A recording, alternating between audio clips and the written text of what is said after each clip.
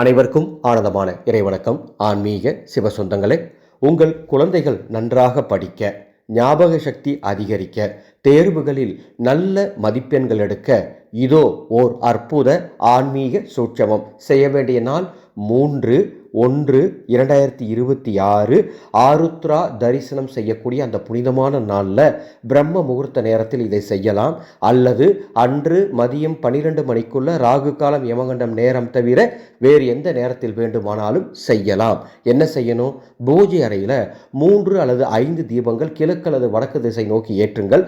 அந்த தீபம் ஏற்றுவதற்கு நமது தயாரிப்பான ஆனந்த ஒளி மந்திர சக்தி தீப எண்ணெய் இருந்தால் அதை கொண்டு ஏற்றுங்கள். அல்லது நல்லெண்ணெய் ஊற்றி தீபம் ஏற்றி ஒரு கிண்ணத்தில் நெய், அந்த நெய்யை நெய்வேத்தியமா பகவானுக்கு வைக்கணும்.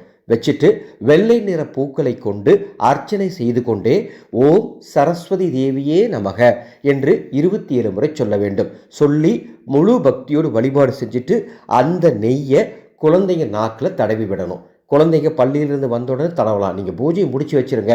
குழந்தைங்க எப்போ வர்றாங்களோ அப்போ அதை தடவுங்க. நிச்சயம் நல்லது நடக்கும். இந்த ஆடியோவில் ஒரு சூட்சமம் சொல்லி கொடுத்த மாதிரி இந்த 2026ஆம் ஆண்டு கிரகங்களின் சஞ்சாரம் மற்றும் பட்சி சாஸ்திரத்தின் அடிப்படையில் 54 ஆன்மீக சூட்சமங்கள் சொல்லித்தரப்போறேன். கல்வி வசிய சூட்சமம் என்ற பயிற்சியின் மூலமாக 54 ஆலோசனைகள் வாட்ஸ்அப் மூலமாக தனிப்பட்ட முறையில் நீங்கள் பெற்றுக்கொள்ளலாம். விருப்பம்னா டிஸ்பிளேல தெரிகின்ற எனது வாட்ஸ்அப் நம்பருக்கு கல்வி வசிய சூட்சமம்னு ஒரு மெசேஜ் அனுப்புங்க.